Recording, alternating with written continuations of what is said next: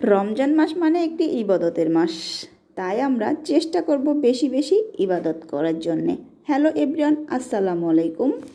আশা করি সবাই ভালো আছেন। শাহানাজ কিচেন থেকে আমি শাহানাজ চলে আসছি ছোট্ট একটা ভিডিও নিয়ে। চলেন শুরু করা যাক।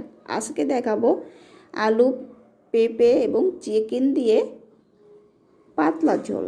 প্রথমে আমি এখানে দিয়েছি তেলটা গরম হলে পেঁয়াজ বাটা, রসুন বাটা এবং গরম মশলা বাটা সব কিছু আমি একটু ভেজে নিব, যাতে করে কাঁচা গন্ধটা না আসে মশলা থেকে। এবার সামান্য একটু পানি অ্যাড করব, যাতে মশলার নিচে না পড়ে যায়। এবার আমি এক এক করে অ্যাড করব গরম মশলাগুলা। এখানে প্রথমে আমি দিয়ে দিব জিরা গুঁড়া, মরিচ গুঁড়া, হলুদ, লবণ। এবার আমি মশলাগুলোকে ভালোভাবে কষিয়ে নেব। কষিয়ে নেওয়ার পর এখানে অ্যাড করব কিছু পেঁপে এবং আলু। যেহেতু আলু আর পেঁপে এবং চিকেনের ঝোল করব, সেখানে তো আলু আর পেঁপে দেওয়াই লাগবে, তাই না? তারপর আমি অ্যাড করব চিকেন। বাসায় কিছু চিকেন ছিল, এটা দিয়ে পাতলা করে ঝোল করব। এবার আমি কি করব, এখানে ভালোভাবে মশলার সাথে সবজিগুলোকে কষিয়ে নেব। কষিয়ে নেওয়ার জন্য সামান্য একটু পানি অ্যাড করব। পানি দিয়ে ভালোভাবে আমি এটাকে কষিয়ে নিব। আসলে সবাই তো রান্না করতে পারেন, তাই না? কিন্তু আমি যেভাবে রান্না করি সেটা আপনাদের মাঝে শেয়ার করলাম।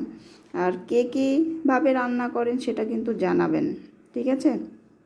কষানোর পর শেষ পর্যায়ে আমি কিছু এখানে টমেটো কুচি অ্যাড করেছি।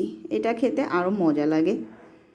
এই সবজিটা এভাবে রান্না করলে আমার বাসায় সবাই অনেক পছন্দ করে, বিশেষ করে আমার বাচ্চারা অনেক ভালোবাসে এটা রান্না। রমজান মাস তো, রমজান মাসে বেশি কিছু ইফতারির পর সেহরিতে খাওয়া যায় না। এই জন্য আজকে আমি বেশি কিছু রান্না করব না। আজকে মাত্র এই একটা সবজি দিয়েই আজকে সেহরি খেয়ে ফেলবো। যেহেতু আমার বাসায় সবাই রোজা থাকে, আমরা 4 জন, বাচ্চাটাও রোজা থাকে, আর আমরা তো রোজা থাকি আর কি। এখন আমি এখানে কিছু পানি অ্যাড করব, ঝোলের পানি আর কি। ঝোলের পানি দিয়ে 5 থেকে 6 মিনিট একটু রান্না করব। রান্না করার পরে এটা নামিয়ে ফেলবো। আসলে এইভাবে রান্নাটা অনেক ভালো লাগে। পাতলা ঝোল তো, আর রমজান মাসে এরকম রান্নাটা খাওয়াই ভালো। তেল চর্বি না খেয়ে এরকম পাতলা ঝোল টাইপের তো সবজি হলে একটু ভাত খাওয়া যায়। যাই হোক, অনেক কথা বললাম।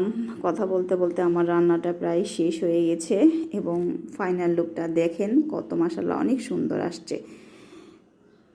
এটা দেখলেই মনে হচ্ছে তো কে রান্নাটা কেমন হয়েছে। যাই হোক, সবাই ভালো থাকবেন। আল্লাহ হাফেজ।